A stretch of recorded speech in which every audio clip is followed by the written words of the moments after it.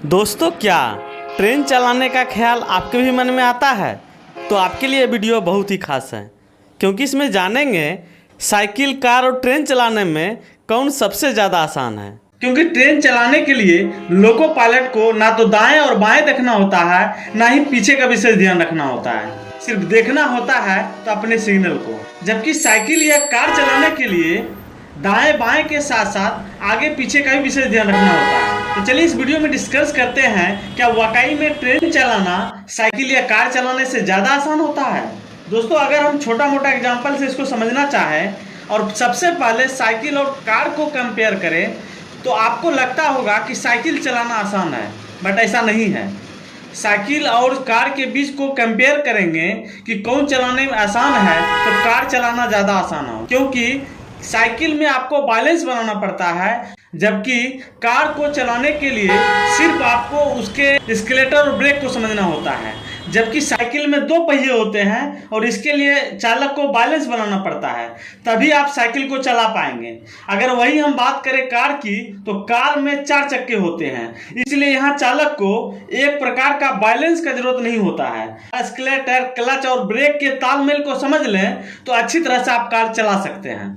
तो इस तरह से यहाँ पर कार और साइकिल में साइकिल ज़्यादा टफ होता है।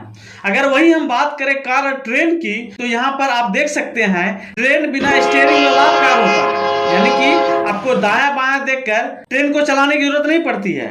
यहाँ पर आप सिर्फ एस्केलेटर यानी नोच को लेते रहेंगे तो ट्रेन ऑटोमेटिक आगे बढ़ते जाएंगे। इस प्रकार से आप कह सकते हैं, यदि एक छोटा बच्चा भी नोच को लेने के लिए समझ गया और किस बटन या किस हैंडल से स्पीड बढ़ता है या किससे घटता है, तो वह भी ट्रेन चला सकता है। तो अगर हम बात करें क्या वाकई में ट्रेन चलाना आसान होता है, तो फिर ट्रेन को चलाने के लिए देश भर में इतनी बड़ी वैकेंसी क्यों निकाली जाती है, इसके लिए अलग अलग तरह के एग्जाम क्यों लिए जाते हैं और उन्हें बड़ी बड़ी ट्रेनिंग क्यों दी जाती है। तो फिर यहाँ सवाल वहीं पर आकर अटक जाती है, क्या वाकई में कार चलाना आसान है या ट्रेन चलाना आसान है। तो दोस्तों, होता क्या है कि ट्रेन चलाना यानी उसको गति देना एक छोटे मोटे बच्चे का काम है। वह हैंडल को पकड़ करके ट्रेन को स्पीड बढ़ा सकता है और घटा भी सकता है, लेकिन उसके लिए मुश्किल तब खड़ा होगा जब ट्रेन को रोकना होगा।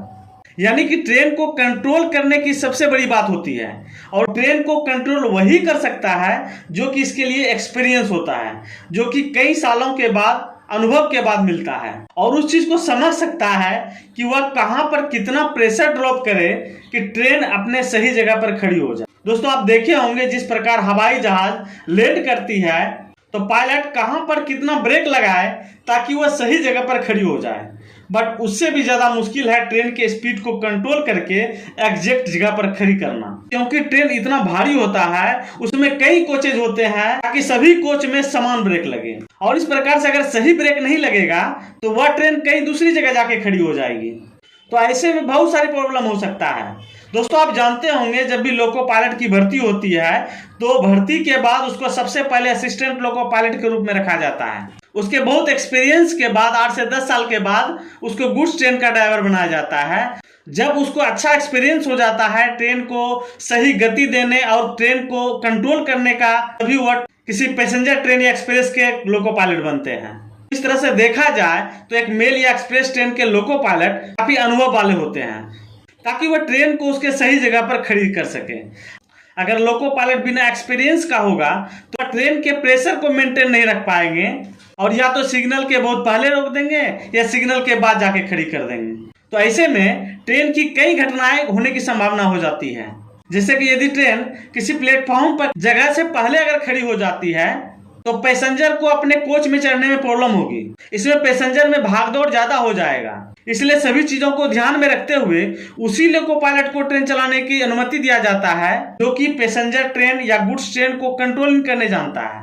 आपको पहले ही बता चुके हैं कि इसलिए भर्ती के बाद सबसे पहले असिस्टेंट लोको पायलट को गुड्स में रखा जाता है। 2-3 साल गुड्स में रखने के बाद फिर पैसेंजर या एक्सप्रेस पर रखा जाता है। उसके बाद उसको गुड्स ट्रेन का लोको पायलट बनाया जाता है, उसके बाद पैसेंजर, उसके बाद मेल एक्सप्रेस का बनाया जाता है, ताकि वह धीरे धीरे ब्रेकिंग सिस्टम को अच्छी तरह से समझ ले और ट्रेन को, चाहे वह ढलान वाली जगह हो या चढ़ाई वाली जगह हो, उसको सही तरह से सही टाइम पर ब्रेक अप्लाई कर पाए।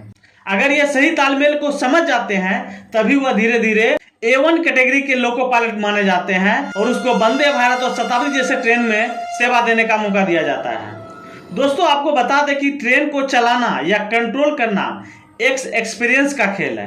आप चाहे कितना भी जानकार क्यों ना हो, आपके पास कितना भी नॉलेज क्यों ना हो, यदि इलेक्ट्रिक या डीजल या ट्रैफिक के अच्छे जानकार होने के बावजूद भी आपको डायरेक्ट ट्रेन चलाने दे दिया जाए तो आप 100 मीटर भी नहीं चला पाएंगे। इसलिए कहा जाता है कि ट्रेन चलाना कार चलाने से ज्यादा कठिन होता है।